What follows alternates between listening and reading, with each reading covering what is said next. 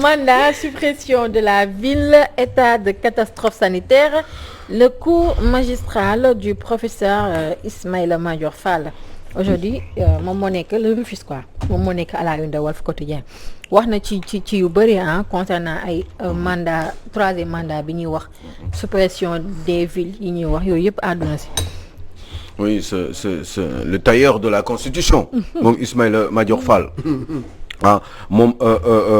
mandat la mandat 7 ans la mandat 5 ans la wàññi nañ ko mandat bi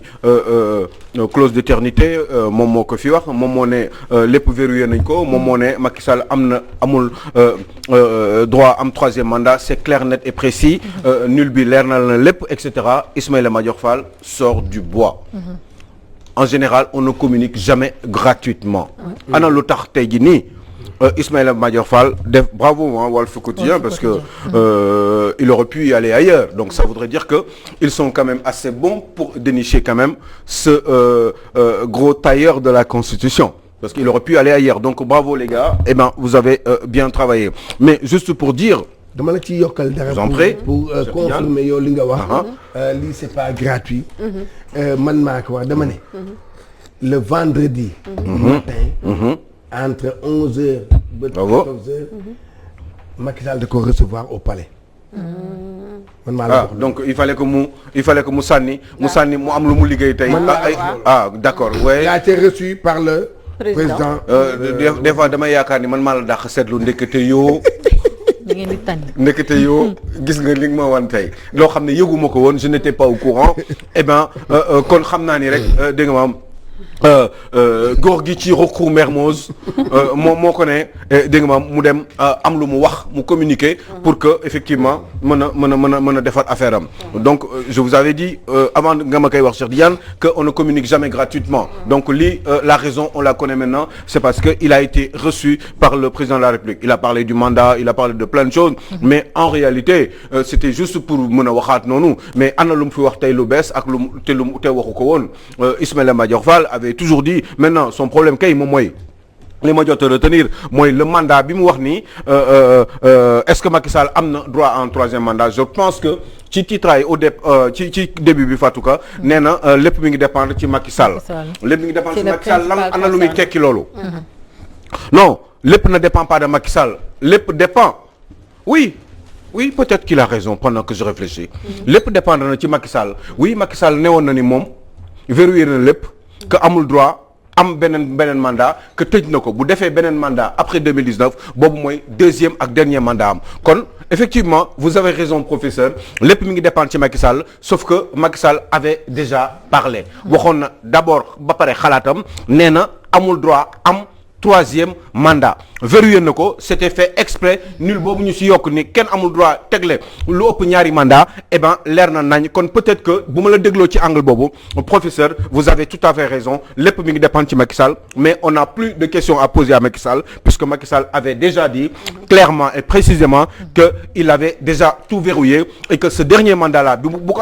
amaatee après 2019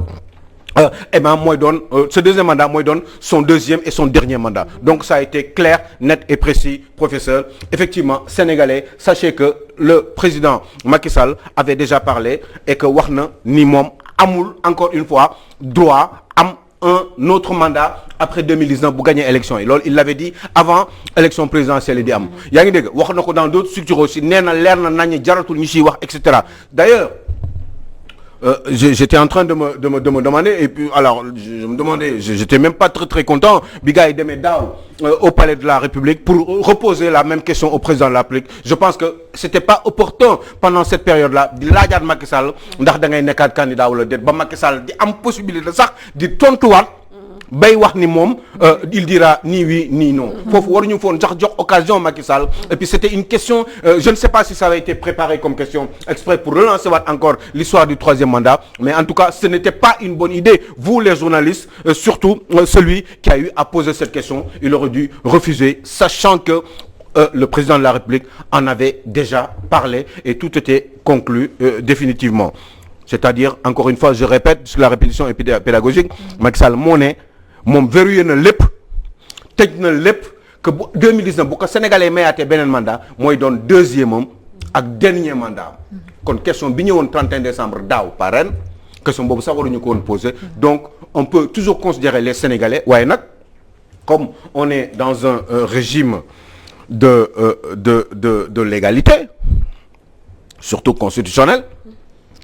am naa lu ma mës a wax néew naa leen bés bu conseil constitutionnel décidé leneen yéen doomu Sénégal yi préparé wu leen ci seen xel xam ni kii nar a dellu soit taxaw jàkkaarloog sénégalais yi ne dafa bëgg am un troisième mandat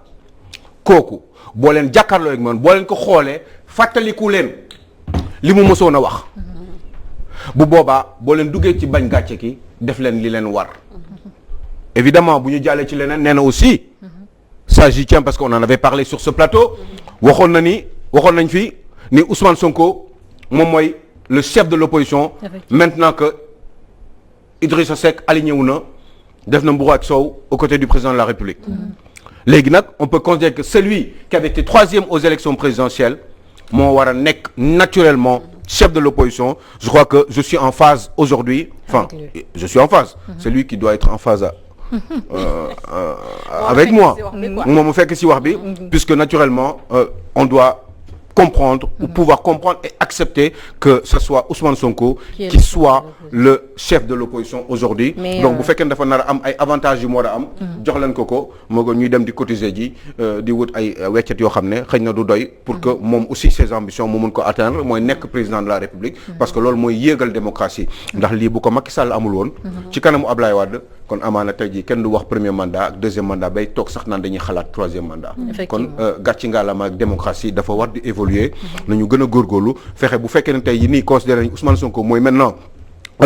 officiellement le chef de l'opposition nañ ko jox matuwaay yi nga xam ne moom la ñu war a jox chef de l'opposition pour que moom tam mu mën a dérouler et puis def kam talaay kàttanam ba jëlee fi Macky Sall bu fekkee ni loolu la bëgg mu doon njëriñu Sénégal ndax lii laa doon xalaatal Macky Sall bi fi Ablaye Wade nekkee donc jàkkaarloog moom dàq ko toroxal ko façon wax yi laa daan wax xanaa amaana moment boobu ci rajo la woon waaye daan naa ko wax donc on ne peut pas changer donc dans nos comportements et nos attitudes parce que yarewuñu noonu donc pour faire évoluer la démocratie il faut ngeen mettre maintenant Ousmane Sonko en tant que chef de l'opposition dans des conditions qui puissent lui permettre de travailler normalement moo gën cotisation yu sew yooyu ndax yàgg naa ni ne cotisation yooyu mënul jox réew bi Ousmane Sonko parce que c'est vrai que bëgg la baax na waaye il faut que vous soyez dans les bonnes conditions Macky Sall def na 80 000 kilomètres avant muy terrasser Abdoulaye Wade ci ñetti at kon may leen chance boobu tamit Ousmane Sonko pas Ousmane Sonko ak ñeneen ñi aussi il y a les autres qui veulent être mais là on parle du chef de l'opposition c'est pour ça que je parle de lui parce que il a été courageux il a eu quand même 16%. d'accord wax na ci leneen Aliou Sow loo xamante ni tamit ba tey ñun sénégalais yi xamuñu kañ lay doon muy élection locale yi nga xamante ni war na am moom Ismaïla Madior Fall nee na le président veut les locales en 2021. Le président veut les locales en 2021 oui c'est bien de vouloir. Oui. Mais léegi j'ai été justement scandalisé par le fas yéene wu ma ko woon. Je ne sais pas si vous en souvenez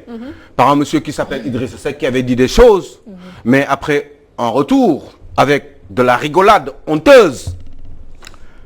quand il disait que ni dafa doon ree bi mu koy wax mais boo xam naa gàcce la non dama wax ni fas yéene wu ma ko woon waaye ndogalu yàlla moo ñëw il faut pas qu'on nous parle ici aussi de ndogalu yàlla il faut parler aussi qu'on nous parle aussi de ndogalu yàlla daal non vraiment yàlla boo amee dañu bàyyi yàlla ci seen affaire yooyu waaw yàlla bay sa tool bu ñu demee ba ci kii rek commencé ne yàlla non yàlla nii la adduna nii la non c'est que gis nga nit booy wax boo bëggee ñu respecté la booy wax dara da ngay xoolal il faut être li nga doon wax dégg méngoo ak li ngay wax tey loolu moo gën quoi surtout en politique parce que yooyu yaay diriger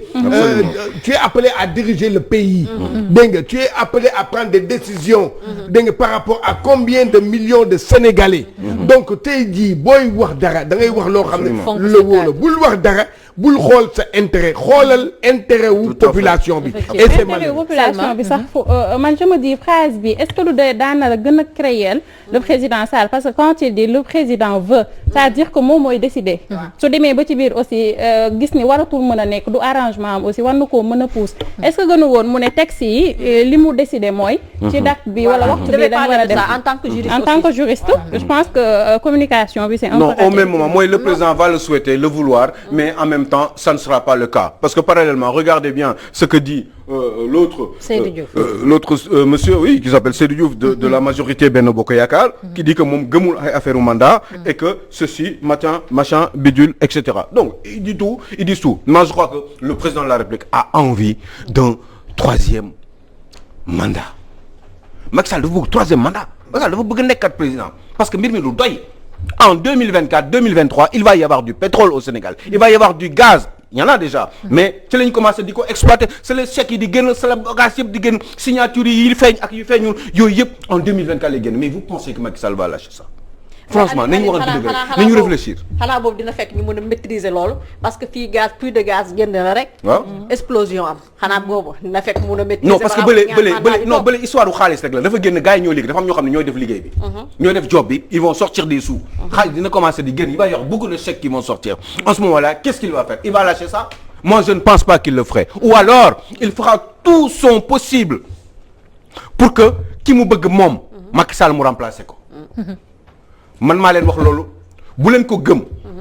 waaye jàpp leen ko ndax je dis souvent que l'histoire est un témoignage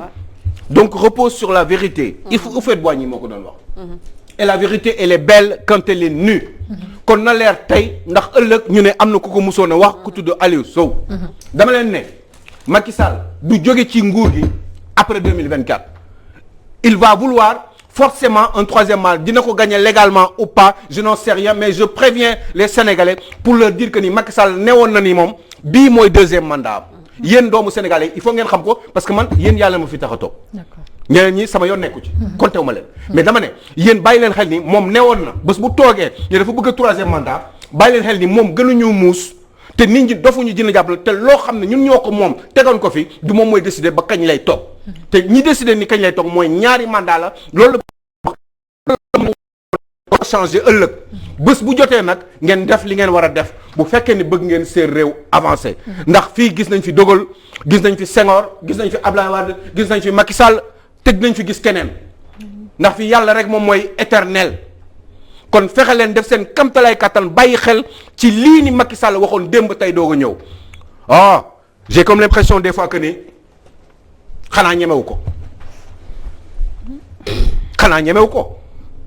wax boobu luñ koy lijjantee nu ñuy lijjantee wax boobu lii dama ko lijjanti pour que bu ma amaatee deuxième mandat après 2019 bu ma yàlla joxe beneen mandat mu doon sama deuxième ak sama dernier waaw xanaa ñemewul def leneen dama ko def déedéet gëwuma ko waaye dama ne déet xaj na bu may wax xaj na sama bopp laay xalaat ndax wax yenn yi àdduna di ma dégg du ma mës a delluwaat ginnaaw ndax jomb naa loolu xaj na problème boobu laa am waaye gëm naa ni Macky Sall jomb na loolu gëm naa ne ñi nekk ci wetam jomb nañu loolu ndax gëm naa aussi ni Sénégal am na ñeneen ñoo xam ne mën nañ ko jiitee ndax démb amoon na fi Macky Sall président de la République vous savez quoi Moustapha Niasse voulait être président de la République Feu Ousmane Tanor Dieng voulait être président de la République fekkewul sax à peine ce deuxième mandat ou je ne sais plus. Les autres aussi sont partis à Madansoro. Bathily de la LD. Qu'est-ce qu'il n'a pas voulu pour ce pays? Ana ñoom Masmoud Diop. Ana ñu. Vous avez la chance vous nga nekk président de la République ñaari yoon lijjantil réew mi organiser ko intelligemment faites votre maximum pour que dëkk bi taxaw sa administration bi organisée yooyu noonu comment dire li corruption bi wàññeeku ci réew mi.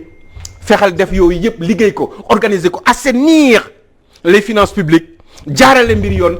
endiguer la corruption dans ce pays ba nga xam ne boo demee ki nga fiy teg bu ñëwee dootul ñemeeti billaahi wallaahi wa taalaahi loolu boo ko defee yàlla moo lay fay ak yonent bi ak sëñ Touba. incha allah alors. góorgóorlu yal na yàlla sàmm yéen naa la nga réussir parce que intérêt Sénégal la waaye dañu lay wax dëgg. santé fragile du président de Horizon Sans Frontières. Boubacar Seye évacué au pavillon spécial. bah oui bu hôpital Le Dantec. bah oui il est malade. avocat